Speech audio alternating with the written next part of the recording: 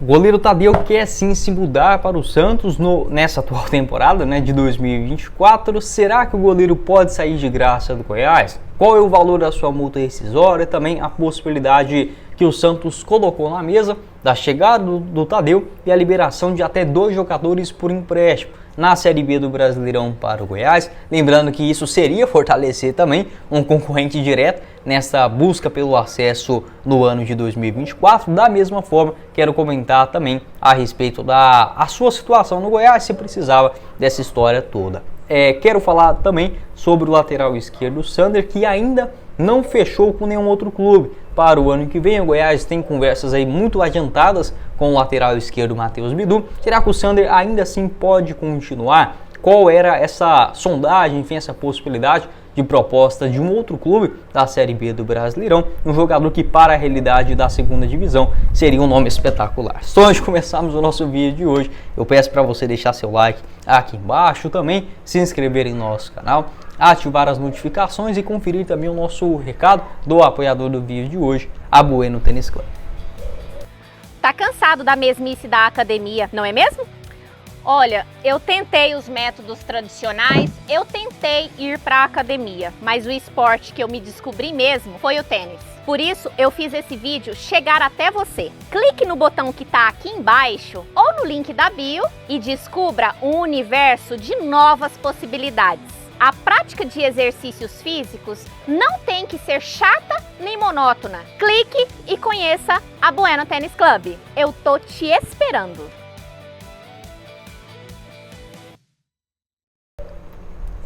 Para você que quer iniciar esse ano de 2024 praticando um novo esporte com mais saúde e disposição, é na Bueno Tênis Club, que está localizado na Avenida T15, no setor Bueno, próximo ao Vaca Brava, ao Goiânia Shop, e você encontra tanto tênis quanto também o beach tênis. Vai lá, agende a sua aula experimental, aulas flexíveis de acordo com a sua rotina, geralmente aberto das 7 até as 10 horas da noite. Vou deixar todas as informações também de horário, localização, número para contato na Bueno Tênis Club, na descrição do nosso vídeo e também no primeiro comentário fixado. Bora começar o nosso vídeo de hoje para falar sobre o lateral esquerdo Sander, que ainda não tem uma definição a respeito de qual clube irá atuar nesse ano de 2024. Seu contrato que se encerrou no Goiás em dezembro desse ano, até achei um erro da diretoria do Goiás, que não consegue estabelecer, por exemplo, um contrato simples. Se ele fosse titular, por exemplo, em grande parte do tempo, como aconteceu na Série A do Brasileirão, teria o seu contrato automaticamente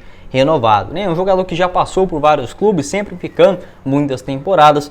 Pensei que no Goiás não seria diferente. Pode ser que o cenário mude, para o ano de 2024. Até mesmo existia um princípio de proposta, uma sondagem do Coritiba. Essa informação do André Rodrigues e os valores confirmados pelo Periquito Brisado de uma proposta que chegaria do Coritiba de acima de R$200 mil mensais para o lateral esquerdo, também jogando a Série B no Couto Pereira. Acontece que essa proposta, pelo menos até o momento, não chegou e o Sander está livre no mercado da bola visando o ano de 2024. Pelo Goiás foram 45 jogos com 12 assistências e 1 gol marcado. 33 anos de idade, é óbvio, acabou convivendo com algumas lesões musculares, algo que vem sim acontecendo nos últimos anos. O Sander que machucou, por exemplo, no ano passado também pelo Sport, nesse ano pelo Goiás, em 2020 também, uma temporada que ele atuou 36 vezes pelo Sport. Não é um jogador que faz 60,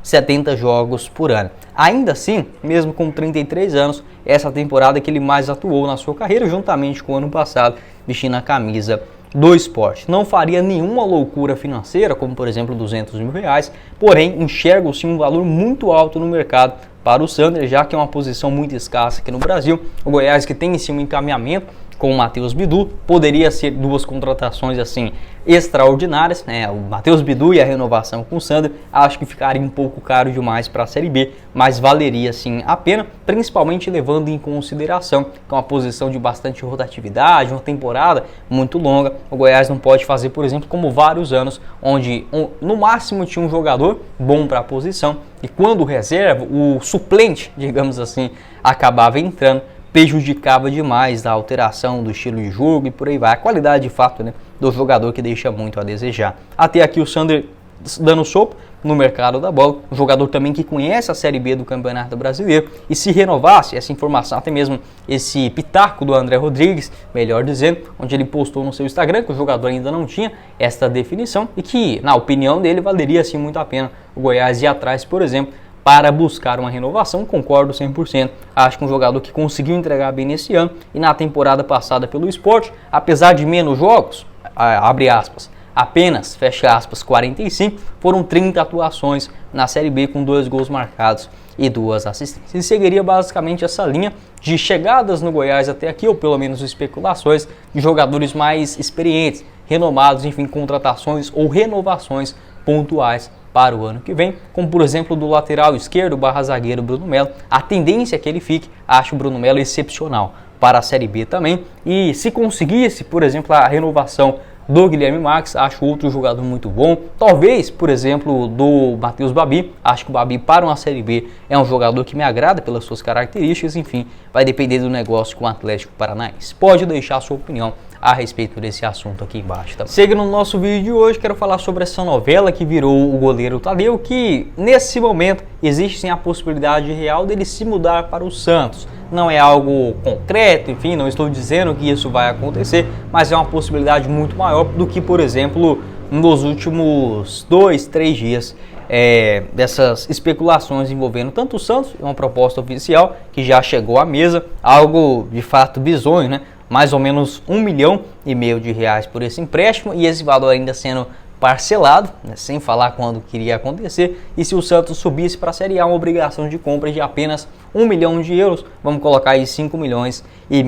Então o Goiás basicamente liberaria o Tadeu por 7 milhões de um pagamento que não se sabe ao certo quando ia acontecer. E o Santos, que hoje deve R$600 milhões na Série B do Brasileirão e contratando ainda jogadores caros, acho que será mais um clube do Brasil a chegar nessas dívidas e apenas sair delas com a chegada, por exemplo, de uma SAF. É uma pena, mas infelizmente é a realidade do brasileiro, mais pela burrice mesmo do que propriamente por enxugar as folhas salariais por 2, 3, 4 temporadas e aí você tentar recomeçar sem dívidas, né? Mas não é esse cenário que a gente enxerga por aqui. Segundo informações do Periquito Brisado, o Goiás não irá liberar o jogador de graça.